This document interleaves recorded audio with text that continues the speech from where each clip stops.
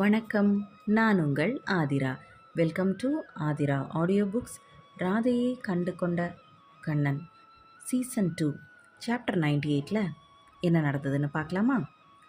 அவனது உடம்பில் இருந்த மொத்த சக்தியையும் திரட்டி அவனது கைகள் அவ்வளவு வேகமாக நீள அது ராதாவின் மேல் பதியாமல் அவளுக்கு பின்னே இருந்த சுவற்றில் சென்று பதிந்தன. சுவற்றில் அவன் வேகமாக குத்திய 4 விரல்களும் காயமாகி ரத்தம் வரத் தொடங்கியது. அவன் ராதாவின் நாடியை இறுக்கி பிடித்து அவனை பார்க்க நிமிர்த்தினான். ராதா, கண்களை திற. கண்களை திறந்து என்னை பார் என்றான் கிருஷ்ணன். ராதாவிற்கு கண்களை திறக்க தைரியம் இல்லை. கண்களை இறுக்க மூடியவாறு அவளது உடல் பதறியது. அவளது உடலின் நடுக்கத்தை அவனால் உணர முடிந்தது. எங்கு அவனை கண் திறந்து பார்த்தால் அவளது தைரியம் மொத்தமும் போய்விடுமோ என்று பயந்தாள். அவனது கைகள் அவள் தோள்களை இறுகப் பற்றின. ராதா, நான் சொல்வது உன் காதுகளில் விழவில்லையா? கண்களை திறந்து என்னை பார் என்று சொன்னேன் என்றான் அதே கோபத்துடன். அவன் கண்களில் இறுக்கம் அவளுக்கு வலித்தது. அவள் அமைதியாக கண்களை திறக்காமல் நிற்க அவனது பிடி இன்னும் இறுகியது. எனக்கு வலிக்கிறது என்றாள் ராதா. வலிக்கிறதா? அப்படியானால் உனக்கு வலி என்றால் என்ன என்று தெரிகிறதா என்று கத்தினான் கிருஷ்ணன். அவன் கத்தினானே தவிர அவனது கைகளின் இறுக்கத்தை தளர்த்தினான். இப்போ என்ன வேணும் உங்களுக்கு என தடுமாற்றத்துடன் கேட்டாள் ராதா. நான் உன்னை கல்யாணம் பண்ணிக்கிட்டதே ஒரே காரணத்துக்காக.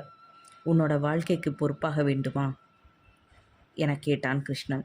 நான் அப்படியே எப்பொழுதுமே நினைத்ததில்லை என்றாள் ராதா. எப்பொழுதும் நினைத்ததில்லையா? நீ நாள் முழுவதும் என்ன செய்து கொண்டிருக்கிறாய் என்று உனக்கு தெரிகிறதா என்று கத்திய கிருஷ்ணன் மீண்டும் சுவற்றில் ஓங்கி குத்தினான். என்னங்க உங்கள் கை என்றவள் அவனது கைகளை பிடித்து கொண்டாள். அவள் கண்கள் கலங்கிவிட்டது. எனக்கு அடிப்பட்டதை பார்த்து உனக்கு சந்தோஷமா இருக்கா என கேட்டான் கிருஷ்ணன். அவனுடைய கைகளில் ரத்தம் வருவதை பார்த்த பின்னும் ராதாவிற்கு எப்படி அது சந்தோஷத்தை கொடுக்கும்? எப்படி அவனால் இப்படி கேட்க முடிகிறது என்று நினைத்தாள் ராதா. அவள் முகம் வெளுத்து போய் காணப்பட்டது. உணர்ச்சியற்ற முகத்துடன் அவனை நேராக பார்த்தாள். அது இன்னும் அவனது கோபத்தை தூண்ட அவள் கைகளிலிருந்து அவனது கையை உதறினான். எந்த கைகளை அவள் வாழ்நாள் முழுவதும் பிடித்து வலம் வர வேண்டும் என்று நினைத்தாளோ அதே கைகள் அவளை உதறிச் செல்கிறது. நான் உன்கிட்ட தானே கேட்டுட்ருக்கேன், நீ என்ன செவிடா என கேட்டான் கிருஷ்ணன். அவன் கோபத்துடன் பேசிக்கொண்டிருக்கிறான். அவன் கோபம் தணிந்த பின் அவன் நார்மல் ஆகிவிடுவான் என்று நினைத்த ராதா அப்படியும் பதில் பேசாமல் நின்றாள். ஸோ உனக்கு நான் சொல்கிறதுக்கு எதுவும் இல்லை அப்படித்தானே என கேட்டான் கிருஷ்ணன். அதே கோபத்துடன் அவளது உதடுகளில் பதித்தான். இல்லை, கடித்தான். கோபத்தில் அவளை தண்டிப்பதற்காக தரப்படும் அதே கடுமையான முத்தம். முதலில் அவளது முழு சக்தியுடன் அவனை தள்ள முயற்சித்தவள் தோற்றுப்போய் அமைதி காத்தாள். ஏதோ அரக்கன் போல் அவன் நடந்து கொண்டபோது ராதாவால் எதுவும் செய்ய முடியவில்லை. அவளது உடலில் தளர்வை கண்டவன் அவளை விடுவித்தான். அதுவரை கீழே சோஃபாவில் அமர்ந்திருந்த ரியான் இவர்களது சத்தத்தினால் மெதுவாக மாடிப்படி ஏறி அரைவாசலுக்கு வந்தான். ராதா, நான் உன்னை கொல்ல நினைத்தால் கூட எனக்கு 2 நிமிஷம் ஆகாது என்றான் கிருஷ்ணன். ராதாவிற்கு சுத்தமாக ஒன்றும் புரியவில்லை. எதற்காக இவ்வளவு கோபப்படுகிறான்?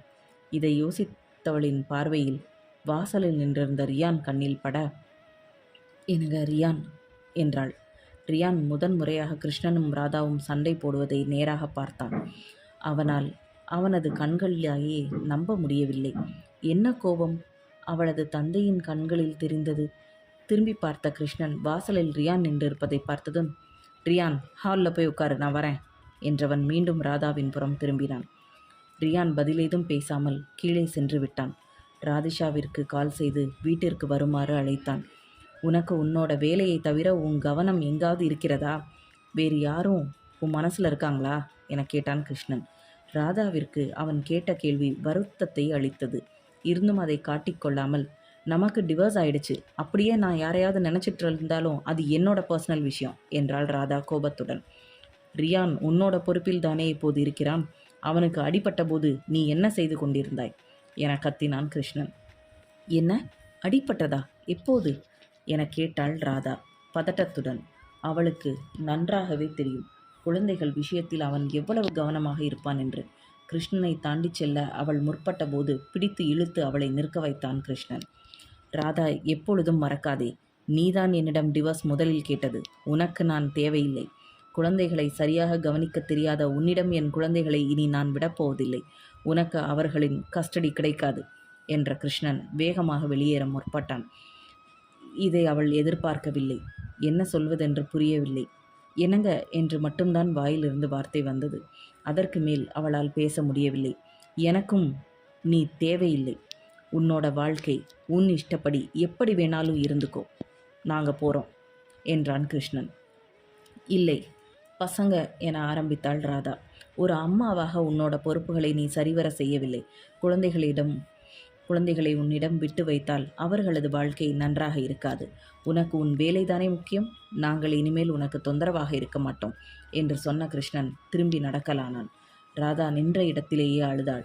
அவளுக்கு என்ன செய்வதென்று புரியவில்லை. கிருஷ்ணன் சொல்வதும் சரிதான். அவளது பொறுப்புகளை அவள் சரிவர செய்யவில்லை. குழந்தைகளை வளர்ப்பதற்காக பணம் தேவை என்று அதன் பின்னால் ஓடினாலே தவிர குழந்தைகளை முழுவதுமாக அவளால் தனியாக கவனித்து கொள்ள முடியவில்லை.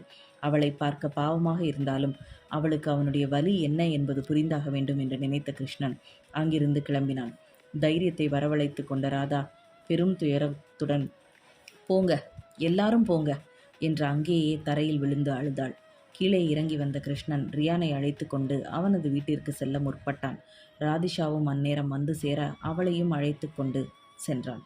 ஏதோ பிரச்சனை என்று ராதிஷா சொல்லிவிட்டு வீட்டிற்கு சென்றதை பார்த்த சாரதா வாசலில் நின்று அங்கு நடப்பதை பார்த்து கொண்டிருந்தாள்.